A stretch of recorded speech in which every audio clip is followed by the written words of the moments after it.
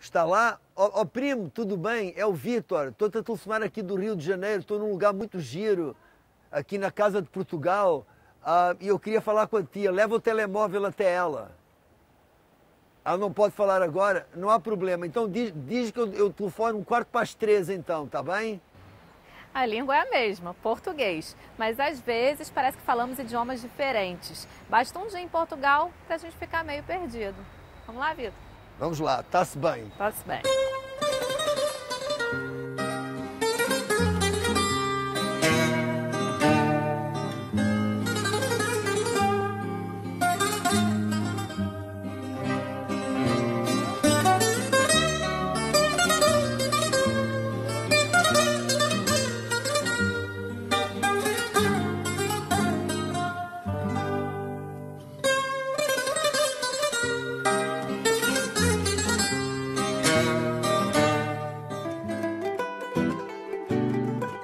Viagem a Portugal, aprendi que quando estamos com fome, pedimos um sandes.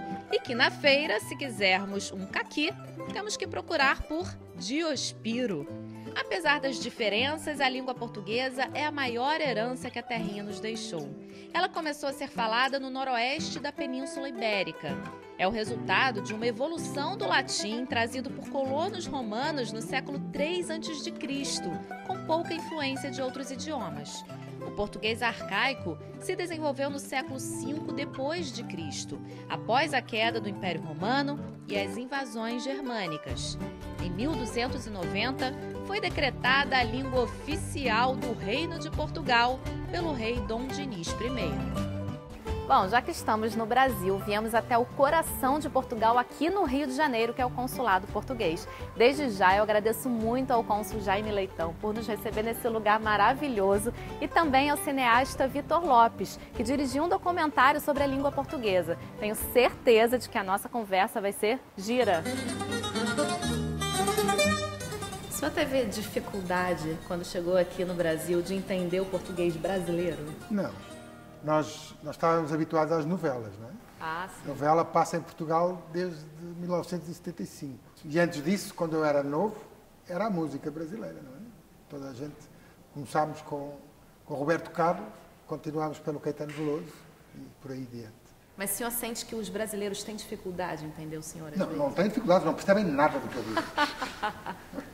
Fala-me em espanhol. É mesmo? Julgam que eu sou argentino. Então...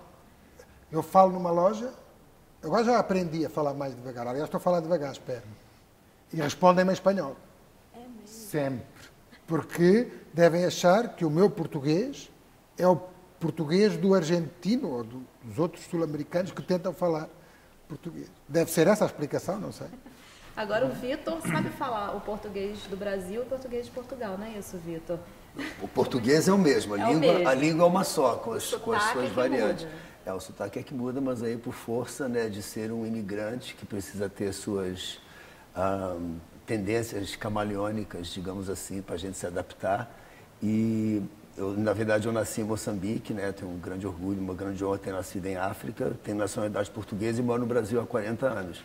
Mas realmente eu consigo trocar como se tivesse a falar de outra maneira. Se eu começar a falar com o Jaime pessoalmente, eu passo a falar com o sotaque português. E fala muito bem, e fala como nós. Fala como nós. Desta maneira eu consigo compreender. Já se eu estiver em África, eu vou falar com os meus brothers, com os meus amigos africanos, de uma outra maneira, já tendo a ter esse sotaque. E no Brasil eu falo com esse sotaque carioca, carregado.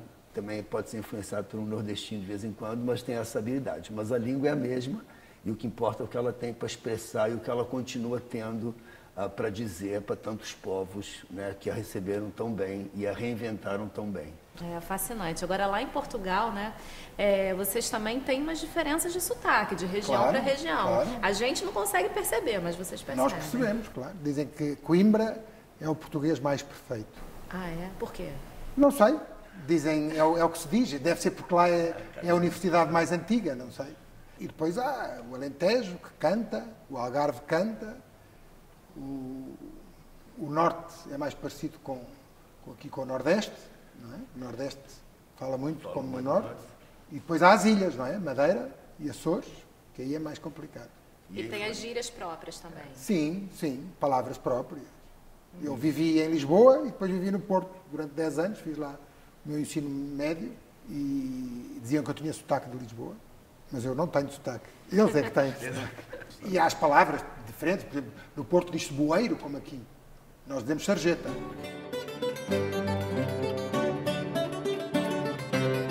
Ainda tem os galegos, né? Que tem umas pequenas, que é a Galícia, os galegos de Portugal, o chiado carioca, por exemplo. Ah, sim. Tem muito a ver com quem mora nessa região ali, que também é do norte, mas que faz fronteira com a Galícia. Pois é, porque os portugueses falam carioca, né? Falam com o S, as coisas, não falam as coisas. Não, né? falamos As coisas.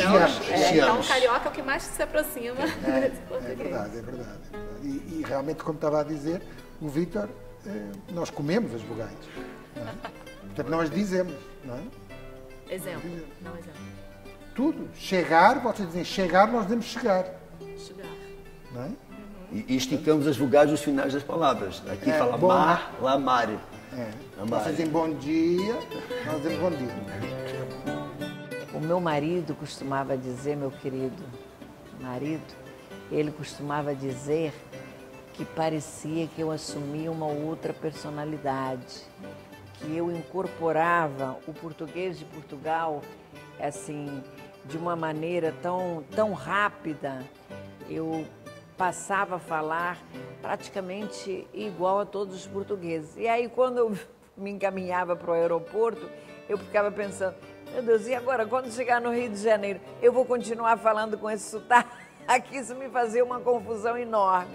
No seu documentário tem o depoimento do escritor Mia Couto, muito interessante. Ele diz que Portugal gerou um filho maior que o próprio pai, né? E que a língua portuguesa foi sofrendo a influência da cultura daqui. Como é que foi isso? É uma história muito longa, né? E muito bonita também, porque eu acho que, diferente de outras línguas coloniais, como o inglês ou o francês, o português soube se moldar às culturas locais e ser transformado por elas. Mesmo que você tenha sotaque dessas outras línguas, no português você tem muitas nuances que foram surgindo. E que eu acho que é um fenômeno lindo dos dois lados, porque eu acho que meu filme trabalha com isso, como um elemento que a gente pode considerar como colonialista ou impositivo, foi transcendido e reinventado por outras culturas, e por outro lado, como Portugal também foi de muitas maneiras e é até hoje generoso com isso. É verdade. E esses escritores, a gente tem muita influência também na nossa literatura, né, Jaime? Saramago é um deles, né? Isso também aproxima, né, os dois países. Claro, a língua é um veículo cultural, mas também é um veículo económico, não é? É um instrumento económico para negociar. E isso a língua tem que se cimentar, não é? Tem que agregar para se poder fazer negócios como se fazia no século XVI, que se negociava em português, em muitas partes do mundo, porque os comerciantes que mais andavam e que mais viajavam eram os portugueses. Depois vieram os holandeses, depois vieram os ingleses. E teve uma reforma agora, né, ortográfica.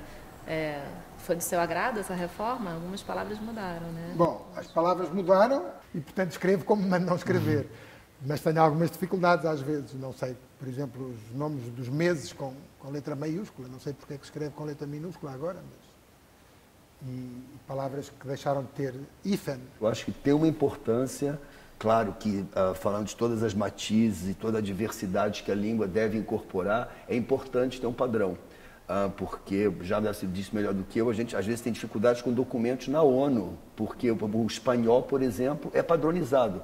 Você escreve calle com 2 L's, você pode pronunciar calle ou cade, mas é a mesma palavra.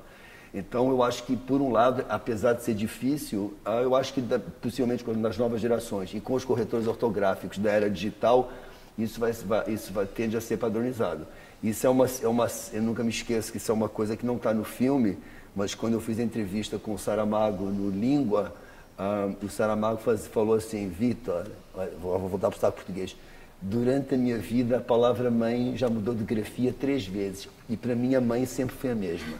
Então a gente tem que se adaptar a isso. Se dissessem por essa de Queiroz que a gente escreve farmácia com F e não com PH, até a última crônica dele ele ia descer a lenha nas mudanças. Mas depois, com o tempo, o que importa é a permanência da língua. Ela precisa ter essa maleabilidade entre um núcleo duro, uma tradição e as mudanças, porque senão ela não sobrevive como o latim. E o português sobreviverá através dos séculos por essa maleabilidade que ele tem entre as culturas e na própria construção da língua.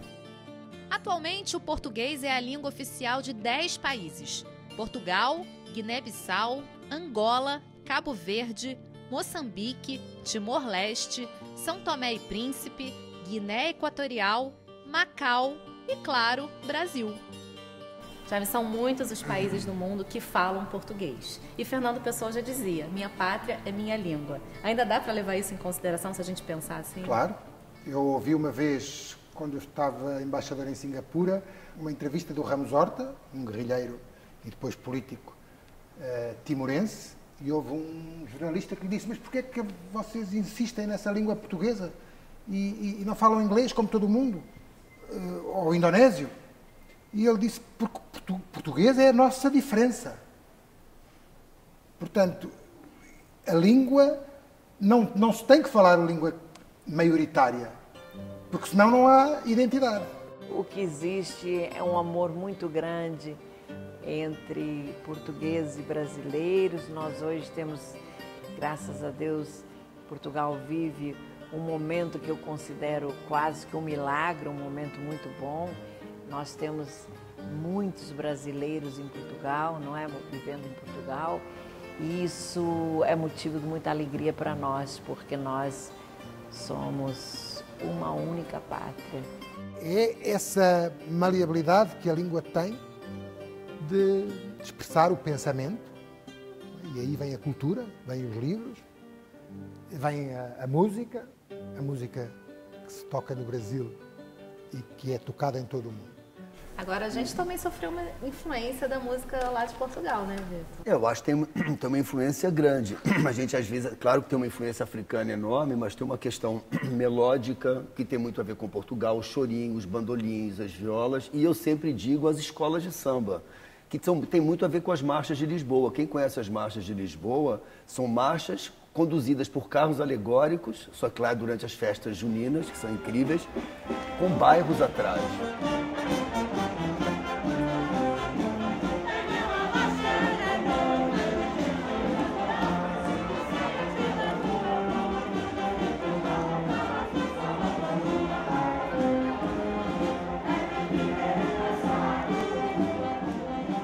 Agora, nesse ponto, eu acho que a música brasileira, com influência portuguesa, porque eu costumo dizer que a gente tem um grande personagem português, que tem um peso enorme na cultura brasileira, que a gente não estima direito, que é Agostinho da Silva, que é um grande poeta e filósofo português, que foi exilado pelo salazarismo e foi professor em vários estados do Nordeste, inclusive na Bahia. Ele foi professor de Glauber Rocha, foi professor de Caetano Veloso, que depois que eu saí de uma guerra colonial, ainda morei na África do Sul durante o Apartheid, conhecer a obra de Caetano Veloso e Gilberto Gil, para mim foi uma revelação, que é uma epifania. Eu falo assim, para mim está no nível de Rousseau, Platão, é uma coisa filosoficamente, mas que usa a língua portuguesa para se expressar. Uma das melhores frases sobre o Brasil, que eu uso como um mantra, ou como uma oração nos meus momentos de pessimismo, é uma frase do Agostinho da Silva que dizia o seguinte: o futuro do Brasil é tão grandioso que não há abismo em que caiba.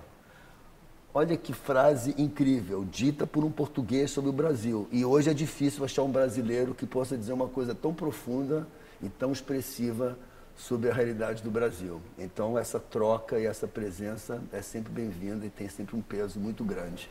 Agora, no seu documentário, tem um depoimento do Saramago também muito bom, que ele diz que em 8 séculos, de tantas pessoas falando a língua portuguesa e ela sofrendo essas transformações todas, graças a Deus a gente tem as bibliotecas, né? Que todas essas transformações estão lá e está tudo documentado. Quase me apetece dizer que não há uma língua portuguesa, há línguas em português.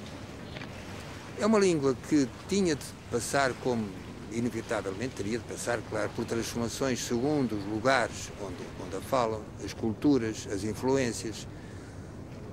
Mas isso não tira nada à evidência de que se trata do corpo da língua portuguesa. É um corpo espalhado pelo mundo.